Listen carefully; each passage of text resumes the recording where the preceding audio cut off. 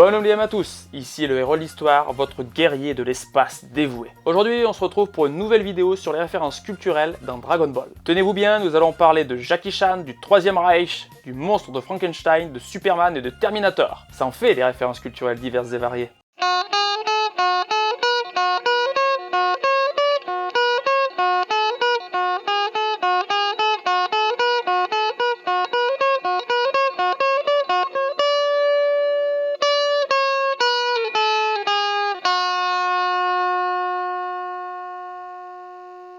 Bien.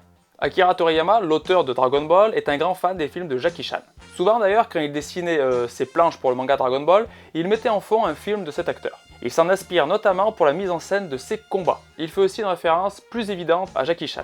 Tortue Géniale est le maître de Goku et de Krillin. Et lors des 21e et 22e tournois des arts martiaux, Tortue Géniale souhaite affronter ses élèves mais de manière anonyme. Il décide alors de se déguiser et il prend le nom de Jackie Chun, qui est une référence donc évidente à Jackie Chan. Autre référence, dans le film Le Maître Chinois de 1978, Jackie Chan apprend et utilise la technique de l'homme ivre. Ce style de combat rend les mouvements incohérents, ce qui empêche l'adversaire d'anticiper les attaques.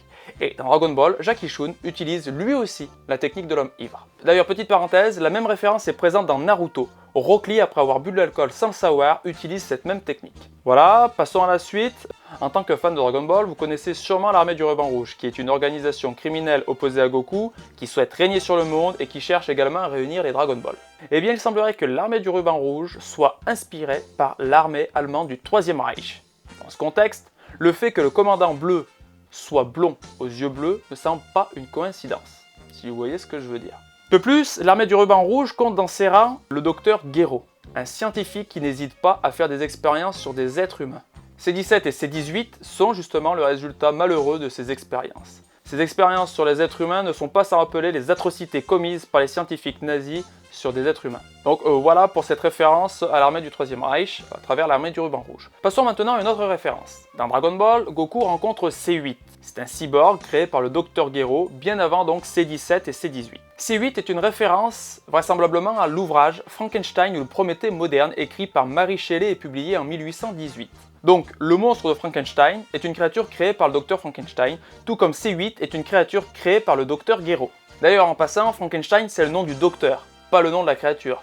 Tout comme Zelda, c'est le nom de la princesse et non pas celui de Link. Voilà, petite précision comme ça au passage. Et donc, ce roman de Mary Shelley a connu plusieurs adaptations au cinéma, et Toriyama fait plus précisément référence, dans l'apparence de C-8, au monstre joué par l'acteur Boris Karloff dans une adaptation datant de 1931. On passe à la suite. Dans Dragon Ball, Goku est un Saiyan né sur la planète Vegeta. Son nom Saiyan est Kakaroto. Peu de temps après sa naissance, le petit Kakaroto est envoyé sur Terre par son père Badak, juste avant que la planète Vegeta ne soit détruite par Freezer. Sur Terre, Goku est recueilli par Son Gohan. C'est lui qui va lui donner le prénom de Son Goku. Rapidement, Gohan va aussi découvrir la grande force de Goku. Goku considère Gohan comme son grand-père, et plus tard, il appellera son premier fils Gohan, en référence à son grand-père adoptif donc. Donc tout cela évoque beaucoup l'histoire de Superman. En effet, Clark Kent, de son vrai nom Kal-El, est envoyé sur Terre par ses parents juste avant la destruction de Krypton. Son vaisseau s'écrase sur Terre et il est recueilli par un couple de fermiers. Le couple décidera de l'appeler Clark et eux aussi s'apercevront de la grande force de l'enfant. Donc voilà un petit parallèle entre Son Goku et Superman. On passe à la suite. À plusieurs reprises, dans Dragon Ball, il y a des passages qui font référence à Terminator. La première référence est d'ailleurs explicite. Dans la Tour du Muscle, Goku affronte le Sergent Métallique. C'est un cyborg qui ressemble beaucoup à Arnold Schwarzenegger. La question ne se pose donc même pas, la référence à Terminator est évidente. Plus tard, d'autres références sont faites pendant la saga des cyborgs. Trunks arrive du futur pour prévenir Goku que deux cyborgs vont bientôt apparaître et attaquer la Terre.